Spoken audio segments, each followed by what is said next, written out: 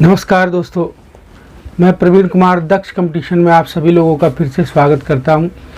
दोस्तों, पिछली बार हमने तंत्रिका तंत्र में मस्तिष्क के बारे में जाना था और हमने मस्तिष्क को 3 भागों में बांटा था, जिसमें से हमने पहला भाग पढ़ा था। आज हम दूसरे और तीसरे भाग की बात करेंगे, ठीक है। तो दोस्तों, हम सबसे पहले अब बात करने वाले हैं मध्य मस्तिष्क के बारे में, ठीक है। दोस्तों, हम बात करने वाले हैं मध्य मस्तिष्क के बारे में। मध्य मस्तिष्क, ठीक है, जिसे कहते हैं हम कार्पोरा। क्या कहते हैं? कार्पोरा क्वार्टा जेमिना। क्या कहते हैं? कार्पोरा क्वार्टा जेमिना भी इसे कहा जाता है, ठीक है। मध्य मस्तिष्क के बारे में हम बात करेंगे, जिसे हम एक नाम से और जानते हैं, जिसे हम कहते हैं मेसेनसेफेलॉन। क्या कहते हैं? मेसेनसेफेलॉन। तो इसे हम मेसेनसेफेलॉन भी कहते हैं, ठीक है। तो मध्य मस्तिष्क के बारे में हम बात कर रहे हैं, जिसे हम मेसेनसेफेलॉन या कार्पोरा क्वार्टा जेमिना कहते हैं। तो अब इसके बारे में अगर हम बात करें दोस्तों, देखिएगा ध्यान से कि ये क्या करता है कि यह शरीर में सिर, ग्रीवा धड़ का क्या करता है? नियंत्रण करता है, ठीक है। यह शरीर में सिर, ग्रीवा धड़ का क्या करता है? नियंत्रण करता है, ठीक है। साथ साथ ये क्या करता है कि आँख की पुतलियों का नियंत्रण करता है। आँख की पुतलियों का ये नियंत्रण करता है। आपको ध्यान रखना है कि आँख की पुतलियों का भी ये नियंत्रण करता है। इसके साथ साथ और जैसे हम देखते हैं दोस्तों कि हमारे शरीर में बहुत सारे काम होते हैं, जैसे आँख की पुतलियों का नियंत्रण या देखना, हम कह सकते हैं देखना, सुनना जो होता है शरीर में, क्रियाएं जो होती हैं शरीर में, तो देखना, सुनना आदि जो क्रियाएं हैं, आदि क्रियाओं का नियंत्रण करता है, ठीक है। तो इस तरीके से इसको आप याद रख सकते हैं कि आदि क्रियाओं का नियंत्रण करता है। इसके बारे में कुछ खास नहीं है, यही 2-4 प्रश्न हैं जो आपको याद रखने हैं। इसके बाद हम दोस्तों बात करेंगे पश्च मस्तिष्क की, ठीक है। तो अब हम बात करने वाले हैं पश्च मस्तिष्क के बारे में। तो अब आप देखिएगा कि पश्च मस्तिष्क की अगर हम बात करें, पश्च मस्तिष्क, ठीक है, तो पश्च मस्तिष्क को हम 3 भागों में बांट लेते हैं। सबसे पहले आप देख रहे हैं कि पश्च मस्तिष्क को हम कहते हैं अनुमस्तिष्क। क्या कहते हैं? अनुमस्तिष्क। तो इसे अनुमस्तिष्क भी कहा जाता है, या इसे अनुमस्तिष्क के साथ साथ नीमस्तिष्क कहा जाता है। क्या कहा जाता है? नीमस्तिष्क। तो नीमस्तिष्क भी इसे कहते हैं आप, और नीमस्तिष्क, या इसे हम कहते हैं सेरिबेलम। क्या कहते हैं? सेरिबेलम। तो इसे सेरिबेलम भी कहा जाता है। आपको ये भी बात याद रखनी है। फिर उसके बाद हम इसका दूसरा भाग देखें, तो इसको दूसरे भाग में इसको हम क्या कहते हैं भाई? इसको हम कहते हैं पांस। क्या कहते हैं? पांस वेरोलाई, ये भी इसका नाम है, पांस वेरोलाई। ये पश्च मस्तिष्क का दूसरा जो टुकड़ा होता है, दूसरा हिस्सा होता है, तो पांस वेरोलाई इसको कहा जाता है। और फिर नंबर 3 पर जो आता है वो आता है मेडुला। कौन आता है? Medulla oblongata.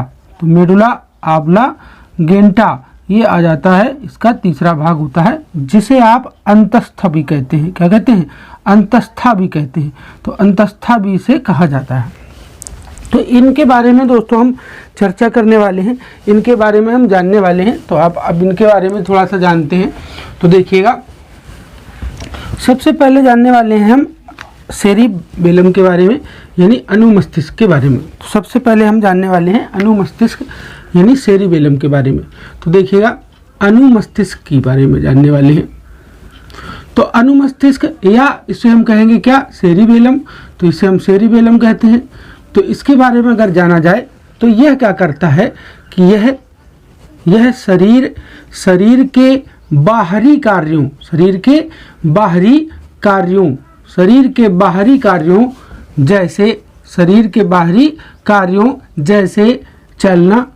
जैसे चलना, कूदना, ठीक है, साइकिल चलाना, बहुत सारे बाहरी कार्य होते हैं, जैसे साइकिल चलाना, है ना, आदि का क्या करता है, नियंत्रण करता है, आदि का नियंत्रण करता है। यानी जो भी हमारे शरीर के जो बाहरी अंगों द्वारा कार्य किए जाते हैं उनका नियंत्रण कौन करता है, तो उनका नियंत्रण अनुमस्तिष्क यानी सेरिबेलम करता है। ठीक है, बहुत इंपॉर्टेंट प्रश्न है, आया हुआ प्रश्न है परीक्षाओं में कि यह किसके द्वारा प्रभावित होता है, तो यह शराब पीने से, यह शराब पीने से क्या हो जाता है, प्रभावित हो जाता है। तो यह शराब पीने से प्रभावित होता है, ये भी आपको याद रखना है। तो ये पूछता है कि ये किसके द्वारा प्रभावित होता है दोस्तों, तो ये शराब पीने से ये क्या हो जाता है, प्रभावित हो जाता है। तो आपको ये बात याद रखनी है। अब दूसरे पार्ट की अगर हम बात करें इसके, तो हम इसका अगला हिस्सा याद रख सकते हैं। यहाँ पर जो अगला भाग था इसका, वो था पांस वेरेलाई। तो ये क्या था, पांस वेरेलाई। तो ये था आपका पांस वेरेलाई, जिसके बारे में अगर जाना जाए तो पांस वेरेलाई के बारे में अगर जाने तो इसका एक ही मुख्य कार्य है। ये क्या करता है कि ये शरीर की मांसपेशियों, जो शरीर में हमारे मांसपेशियां हैं 639, जो शरीर की मांसपेशियों की गतियों का नियंत्रण करता है। ठीक है, तो ये बहुत इंपॉर्टेंट है कि ये किसका नियंत्रण करता है, तो शरीर की मांसपेशियों की गतियों का नियंत्रण करता है, ये हमें याद रखना है। इसके बाद बस एक ही प्रश्न दोस्तों इसमें याद रखना है जो इम्पोर्टेंट है, और इसके बाद हम बात करेंगे तीसरे भाग की, जिसको हम कहते हैं मेडुला ऑब्लांगेटा यानी अंतस्था की बात करें अगर, तो इसकी अगर बात करी जाए दोस्तों तो देखिएगा मेडुला ऑब्लांगेटा जिसको आप कहते हैं मेडुला ऑब्लांगेटा। तो मेडुला ऑब्लांगेटा की बात करी जाए, जिसे हम और आप अंतस्था के नाम से जानते हैं, अंतस्था इसे कहते हैं। ठीक है, तो इसे अंतस्था के नाम से जाना जाता है, मेडुला ऑब्लांगेटा। और इसकी अगर बात करी जाए तो ये क्या करता है, देखिए ये क्या करता है कि ये मस्तिष्क का, सबसे पहले तो ये जान लें कि ये कार्य क्या करता है। तो ये शरीर की अनैच्छिक क्रियाओं, कैसी क्रियाओं, अनैच्छिक, शरीर की अनैच्छिक क्रियाओं, ध्यान रखना, अनैच्छिक क्रियाओं, गलत लिख दिया दोस्तों, अनैच्छिक क्रियाओं। तो शरीर की अनैच्छिक क्रियाओं जैसे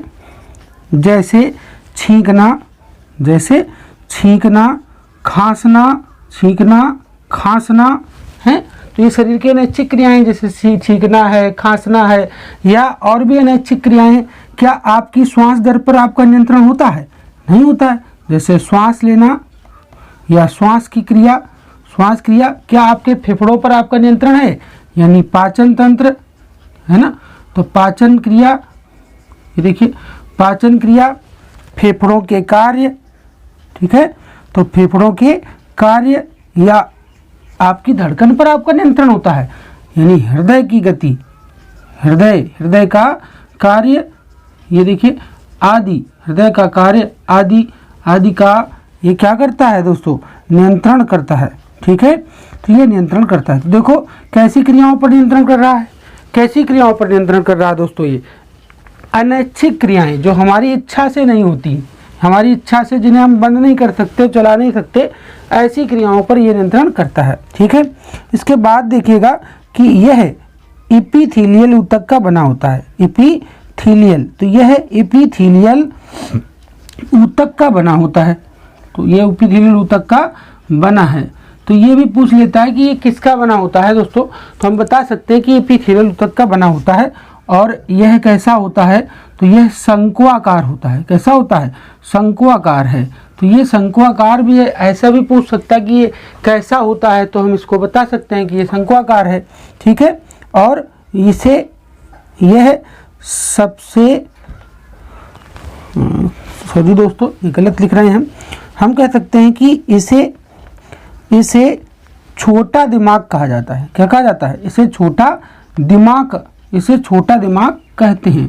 तो ये शरीर का छोटा दिमाग कहलाता है। और क्या करता है कि यह मस्तिष्क को, यह क्या कर देता है, यह मस्तिष्क को आप देखो ये क्या कर रहा है, ये मस्तिष्क को निचले भाग से जोड़ता है। किससे जोड़ता है, निचले भाग से, मस्तिष्क को निचले भाग से जोड़ता है। तो ये मस्तिष्क को निचले भाग से क्या कर देता है, जोड़ देता है। तो ये मस्तिष्क को निचले भाग से जोड़ देता है। तो इस तरीके से हम इसको भी याद रख सकते हैं। अब हम इसके बाद बात करेंगे अगले मस्तिष्क में और जो कुछ तंत्रिकाएं होती हैं अन्य तंत्रिकाओं में। तो अगर हम अन्य तंत्रिकाओं में बात करें तो इसके बाद हम बात करते हैं मेरुरज्जु की। तो मेरुरज्जु की अगर बात करी जाए, देखिएगा अगर हम मेरुरज्जु की बात करें, नहीं स्पिनल कॉर्ड की बात करें, तो ये क्या करती है कि यह मस्तिष्क को किससे जोड़ देती है, रीढ़ की हड्डी से। यह मस्तिष्क को रीढ़ की हड्डी से जोड़ती है। ये इसका मुख्य कार्य है कि ये मस्तिष्क को रीढ़ की हड्डी से जोड़ती है दोस्तों। तो ये मेरुरज्जु का इसका मुख्य कार्य क्या है, तो ये शरीर की क्या कर देती है, रीढ़ की हड्डी से शरीर को जोड़ देती है। और ये क्या करती है कि ध्यान देना है कि इसमें 31 जोड़ी क्या होती हैं, तो इसमें 31 जोड़ी तंत्रिकाएं होती हैं। इसमें 31 जोड़ी तंत्रिकाएं होती हैं, ये ध्यान रखना है। तो इसमें हमें मेरुरज्जु में ध्यान रखना है। और इसका मुख्य कार्य क्या है कि शरीर में, हमने आपको बताया कि शरीर में जो सूचनाएं हैं, शरीर में सूचनाएं जो हैं वो सूचनाएं, तो उन सूचनाओं का आदान प्रदान करती है। क्या करती है, शरीर में सूचनाओं का आदान प्रदान करती है। ये देखिए आप पहले भी पढ़ चुके हैं कि शरीर में सूचनाओं का आदान प्रदान किसके द्वारा होता है, तो मेरुरज्जु के द्वारा होता है। तो शरीर में सूचनाओं का ये आदान प्रदान करती है और इसी में क्रिया संपन्न होती है, जिसको आप कहते हैं प्रतिवर्ती क्रिया या परिवर्ती क्रिया भी उसे कहा जाता है। तो देखिएगा एक क्रिया होती है जिसको हम कहते हैं परिवर्ती, क्या कहते हैं, परिवर्ती क्रिया कहते हैं, या कहीं कहीं इसको प्रतिवर्ती भी कहा जाता है। ठीक है, तो परिवर्ती क्रिया को अगर हम जाने तो इस क्रिया की खोज, यानी इसकी सर्वप्रथम खोज किसने की थी, तो इसकी सर्वप्रथम खोज दोस्तों किसने की थी, इसकी सर्वप्रथम खोज की थी मार्शल हॉल ने। किसने की थी, मार्शल हॉल ने। तो मार्शल हॉल ने की थी। तो सबसे पहले इसकी खोज किसने की थी, परिवर्ती क्रिया या प्रतिवर्ती क्रिया की खोज किसने की थी, तो इसकी खोज की थी मार्शल हॉल ने। ठीक है, फिर जानते हैं। अब देखिए परिवर्ती क्रिया जो है ये प्रतिवर्ती क्रिया है। हम इस पे जाने कि इस पर किसका नियंत्रण, मस्तिष्क, इस पर मस्तिष्क का नियंत्रण नहीं होता है। ये ध्यान रखना है, इस पर मस्तिष्क का नियंत्रण नहीं होता है, ये आपको याद रखना है। यानी इस क्रिया पर देखिएगा, इस क्रिया, ये जो परिवर्ती क्रिया है, तो इस क्रिया पर मेरुरज्जु का नियंत्रण होता है। किसका नियंत्रण होता है, मेरुरज्जु का नियंत्रण होता है। यानी इस पर मेरुरज्जु नियंत्रण करता है, तो मेरुरज्जु का नियंत्रण होता है। तो मेरुरज्जु द्वारा ये संपन्न होती है, वही इसका ये नियंत्रण करता कहा जाता है। ठीक है, तो आपको ध्यान रखना है। जैसे अगर बात करी जाए, जैसे अंगुली, तो जैसे अंगुली में पिन का चुभ जाना। ठीक है, अंगुली में पिन का चुभ जाना, तो कैसी क्रिया है, ये परिवर्ती क्रिया है या पूर्ववर्ती क्रिया है, आपको याद रखना है। जैसे आँख में कीड़े का गिर जाना, आँख में कीड़े का गिर जाना, या आँख में कीड़े का गिरना और आँख का बंद हो जाना। ठीक है, आँख का बंद होना। जैसे ही आँख में कुछ गिरता है तो हमारी आँखें क्या होती हैं, बंद हो जाती हैं। तो ऐसी कंडीशन ये बनाती है परिवर्ती क्रिया, पूर्ववर्ती क्रिया। इस आँखों की रक्षा के लिए होती है, आँखों को धूल मिट्टी कण सभी से बचाती है और आँखों में नमी बनाए रखती है। तो हमें ध्यान देना है। तो इस तरीके से दोस्तों ये हमने मस्तिष्क यानी तंत्रिका तंत्र का पूरा भाग कंप्लीट कर लिया है। और फिर मिलेंगे हम लोग अगले वीडियो में। आप देखते रहिए, खूब पढ़ाई करिए, वीडियो को शेयर और लाइक करिए और मिलते हैं अगले वीडियो में। नमस्कार।